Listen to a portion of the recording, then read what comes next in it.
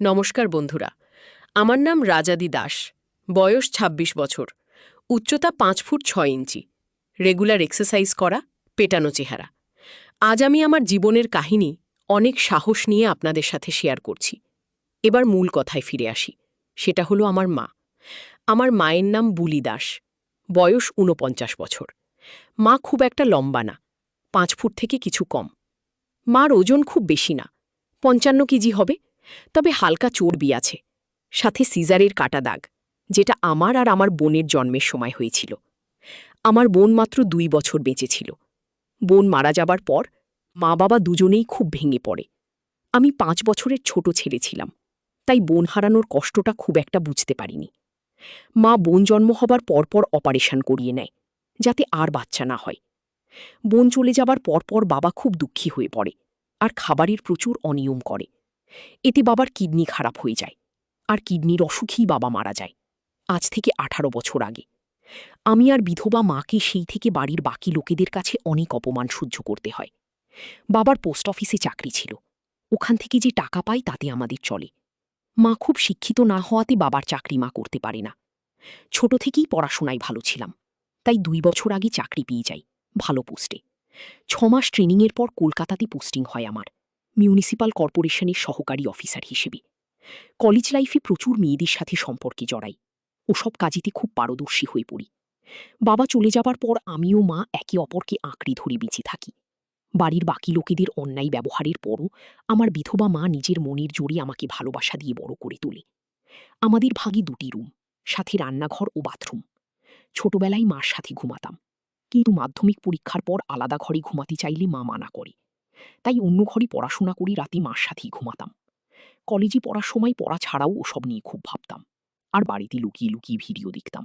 আর বাথরুমে হাত দিয়ে মা আমাকে আদর করত সবসময়, আর আমিও মাকে খুব ভালোবাসতাম ও শ্রদ্ধা করতাম। তবে মাকে কখনো অন্য নজরে দেখিনি। মা বাবা চলে যাবার পরও অন্য কোনো সম্পর্কে জড়ায়নি, ও আমাদের মাঝে কোনো তৃতীয় ব্যক্তিকে আনেনি। শুধু আমাকে ভালোবেসে নিজের সব চাহিদাকে বিসর্জন দিয়ে বেঁচে আছি। তাই মার প্রতি আমি খুব শ্রদ্ধাশীল। ২২ বছর বয়সে আমি গ্র্যাজুয়েশন পাশ করি, আমি কোচিংয়ে ভর্তি হই ও সরকারি চাকরির পরীক্ষার জন্য প্রস্তুত নিতে শুরু করি। ও ধীরে ধীরে বান্ধবীদের সাথে যে ওসব কাজ করতাম সেটা আস্তে আস্তে বন্ধ হয়ে যায়, তাই হাত দিয়ে কাজ সারতে থাকি। ইতিমধ্যে মার সুগার ধরা পড়ে, তাই মার যত্নে ও পড়াশোনা নিয়ে খুব ব্যস্ত হয়ে পড়ি। কারণ একটা ভালো চাকরি পেয়ে মার মুখে হাসি ফোটানো আমার একমাত্র লক্ষ্য হয়ে দাঁড়ায়। আমার চেষ্টা সফল হয়, আমি চাকরি পেয়ে যাই। এতে মার চোখে আনন্দে জল চলে আসি। আমি চাকরির ট্রেনিংয়ের জন্য বাইরে যাই। ট্রেনিং শেষ হলে কলকাতাতে পোস্টিং পাই। একাই কলকাতা যাবার সিদ্ধান্ত নিই, কারণ আমি ভেবেছিলাম আগে চাকরিতে স্থিত হই, তারপর মাকে নিজের কাছে নিয়ে যাব। মা রাজি না হলেও আমি জোর করে একা কলকাতা চলে আসি, আর এক বেডরুম, বাথরুম আর কিচেনের একটা ফ্ল্যাট ভাড়া নিই। নতুন চাকরির কাজের চাপে নিজের যত্ন নেবার কথাই ভুলে যাই। সারাদিন অফিস, বাড়ি ফিরে হোটেলের খাওয়া দাওয়া করি, আর অভ্যাসবশত রেগুলার ভিডিও দেখি, আর হাত দিয়ে কাজ সারা আর সিগারেট টানার বাজে অভ্যাস শুরু করি।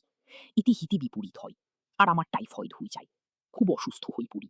তখন মা খুব ভয় পেয়ে যায়, আর মামাকে সাথে করে নিয়ে কলকাতাতে চলে আসি আমার সাথে একবারই থাকার জন্য।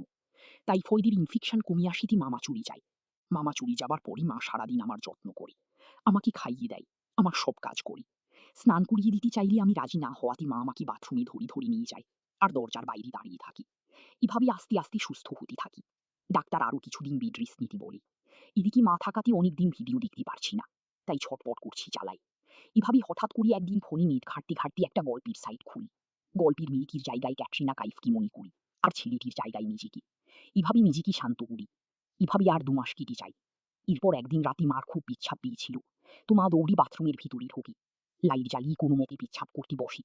মা হয়তো ভেবেছিলি আমি ঘুমোচ্ছি, তাই দরজা বন্ধ করে, কিন্তু আমি গল্প পড়ছিলাম, তাই মাকে দেখি ফোন নামিয়ে পাশে রেখে দিই ও ঘুমানোর অভিনয় করি। হঠাৎ মাকে এভাবে দৌড়াতে দেখি দরজার দিকে তাকাই, আর আমার মাথা নষ্ট হবার জোগাড়। কোনোদিনও মাকে এভাবে দেখিনি। পরক্ষণে নিজেকে সম্বতও করি ও ভর্ৎসনা করি। মাকে আমি কিচ্ছু বুঝতে দিই না, কিন্তু রাতে যখন মা আমাকে ধরে ঘুমাই তখন আমার কেন জানি হয়। নিজের মধ্যে এই পরিবর্তন আমাকে অবাক করে দেয়। এর মধ্যে একদিন রাতে গল্প ঘাঁটছিলাম, তো হঠাৎ একটা মা ছেলের গল্প পাই। তারপরে মাথা আমার কাজ করা বন্ধ করে দেয়। একটা আলাদা রকম ফিলিং হয়, নিজের ওপর রাগও হয়, কিন্তু আলাদা রকম উত্তেজনাও হয়। একটার পর আরেকটা গল্প পড়তে শুরু করি ও ধীরে ধীরে আসক্ত হয়ে পড়ি। এমন পাগল হয়ে যাই যে গল্পের মায়ের জায়গায় আমার বিধবা মাও নিজেকে কল্পনা করি। বাবু, তুই এখনো ঘুমাসনি?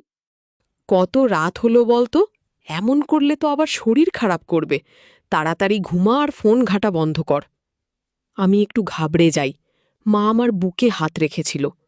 ভাগ্য ভালো একটু নিচে রাখেনি, তাহলেই খুব বাজে ঘটনা ঘটে যেত।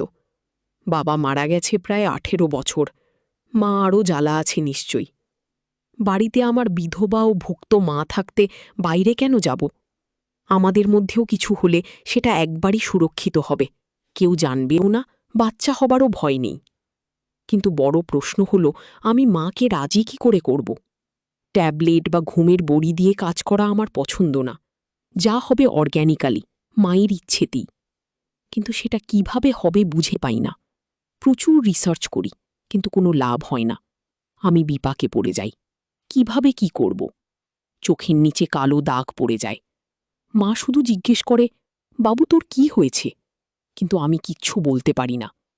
আমার জন্মদিনের দিন মা নিজের মতো করে আয়োজন করে, আমরা আনন্দ করি। এরপর মা আমাকে বলে, জন্মদিনে কি উপহার নেবি বাবু? আমি তখন বলি, মা তুমি সুখী থাকবে, খুশি থাকবে, তোমাকে ভালো যেন রাখতে পারি সেই আশীর্বাদটা দাও। মা বলে, তুই আমার খুব ভালো ছেলে, আমার স্বপ্নগুলো পূরণ করছিস, আমি খুব খুশি। এই কথা বলে মা কপালে আর গালে একটা হামি দেয়।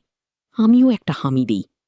এরপর মা বলে, বাবু একটা সত্যি কথা বলতো, রাতে তুই ঘুমাস না? চেহারাটা তোর কেমন হয়ে যাচ্ছে, আমার থেকে কি লুকোচ্ছিস? আমি বলি, কিছু কথা আছে, সেটা তোমাকে বলা যাবে না। এই ঘটনার দুদিন পর রবিবার দুপুরে মা স্নান থেকে বেরোয়। আমি শুয়ে শুয়ে টিভি দেখছিলাম। হঠাৎ দেখি মার হালকা পা পিছলে যায়, আর মা আলোনা ধরে নিজেকে সামলানোর চেষ্টা করে। এই ধস্তাধস্তিতে মা একটু অলট হয়ে যায়, আর এই অবস্থায় আমি দেখে ফেলি। মা খুব লজ্জা পেয়ে যায়, আর যখন দেখে আমি তাকে দেখছি, তখন মা আমাকে বলল, কুবাবু ওদিকে তাকা, আমার লজ্জা লাগছে। সাথে সাথে ছায়া দিয়ে ঢেকে নিল, আর একটা নাইটি নিয়ে দৌড়ে বাথরুমে চলে গেল। মা অনেকক্ষণ হলো বাথরুম থেকে বেরোচ্ছে না দেখে আমি মাকে দেখতে থাকলাম, কিন্তু মা দরজা খুলছে না। অনেক জোড়াজুড়ির পর মা দরজা খুলল, কিন্তু মার মুখ খুব গম্ভীর। আমি মাকে বললাম, কি হলো তোমার? মার উত্তরে মা বলল, বাবু খুব বাজে ব্যাপার ঘটে গেল, এখন আমি তোর সামনে স্বাভাবিকভাবে থাক। মা আমার হাত ধরে বলল, বাবু তুই আমার সব দেখে ফেলেছিস। উত্তরে আমি একটু ইতস্তত হয়ে বলি, হ্যাঁ মা, সব কিছু দেখে ফেলেছি। মাথায় হাত দিল আর বলল, খুব খারাপ হলো জিনিসটা। আমি বলি, মা এটা অতটাও বড় ব্যাপার না। তখন মা বলি, কি কি বলছিস? আমার সব দেখে ফেললি আর বলছিস কোনো ব্যাপার না? উত্তরে বললাম, মা অত ভাবছ কেন? তুমি বাইরের কোনো তৃতীয় ব্যক্তি তো তোমাকে দেখেনি, আমি তো তোমারই অংশ, আমি দেখেছি। তুমি নিজের ইচ্ছেতে তো আমাকে সব দেখাওনি, ভুল করে হয়ে গেছে। নিজের ইচ্ছেতে দেখালে আলাদা ব্যাপার ছিল। আর তুমিও তো আমাকে কত একশেট অবস্থায় দেখেছ, তাহলে কি আমি লজ্জা করে বসে থাকবো ঘরে? চলো। এটা শুনেই মা বলছে, বাবু সে তো ছোট থাকতে দেখেছি, এখন তো কত বড় হয়ে গেছিস। আর আরেকটা কথা, নিজের ইচ্ছেতে যদি আমাকে দেখে ফেলতি, তখন কি আমাকে খারাপ ভাবতি? আমি রেগে গিয়ে বললাম, আগে শীতের পোশাক পরো, আমার খিদে পেয়েছে, একসাথে খাবো, তারপর আমি বাইরে যাব। আমি স্নান করে আসি, তুমি পুজো দিয়ে নাও। আমি বাথরুমে গেলাম আর হাতের কাজ সেরে নিলাম। আমার মাথা ঘুরে গেল। আমি তাড়াতাড়ি সব পরিষ্কার করে স্নান করতে লাগলাম, আর মাকে নিয়ে ভাবতে লাগলাম, যেভাবেই হোক মায়ের সাথে কাজটা করতে হবে। আমি হালকা হালকা ইশারা দেব মাকে। এই ভেবে স্নান করে বেরিয়ে দেখি মা খাবার রেডি করে ডাইনিংয়ে বসে আছি। আমি চুল আঁচড়ে বডি স্প্রে লাগিয়ে খেতে বসলাম, আর চোখে মাকে দেখছি। মা নিচু হয়ে খাচ্ছে দেখি আমি বললাম, মা কি হয়েছে তোমার? যা হয়েছে সেটা ভুলেও যাও। তো মা বলছে, খুব বাবু আমি ভুলতে পারছি না, খুব লজ্জা লাগছে গো। এই কথা শুনে আমি নিজের রাগ সামলে নিয়ে বলি, মা আমি কি করলে তোমার এই লজ্জা কাটবে তুমি বলো তো? মা বলে, আমি কিচ্ছু জানি না রে বাবু। এবার আমি বলি, ঠিক আছে, তোমার এই গোমরা মুখ আমার দেখতে ভালো লাগে না, তুমি ছাড়া আমার আর কেউ নেই, আমি তোমার সামনে একসেট হয়ে যাব, তুমি দেখে নিও। আর মা, তুমি পোশাক পরেও যতটা সুন্দরী, পোশাক ছাড়াও ততটা সুন্দরী। এটা শুনে মা একটু থমকে যায়। তখন আমি মাকে বলি, আমি 8টার দিকে বাড়ি ফিরে আসি, তারপর সব কথা হবে। আমি বেরিয়ে আমার এক বন্ধুর সাথে আড্ডা দিতে যাই, কিন্তু মন লাগছে না, তাই 6টার দিকেই বাড়ি ফিরে আসি। মা আমাকে আসতে দেখে বলে, এত তাড়াতাড়ি চলে এলি?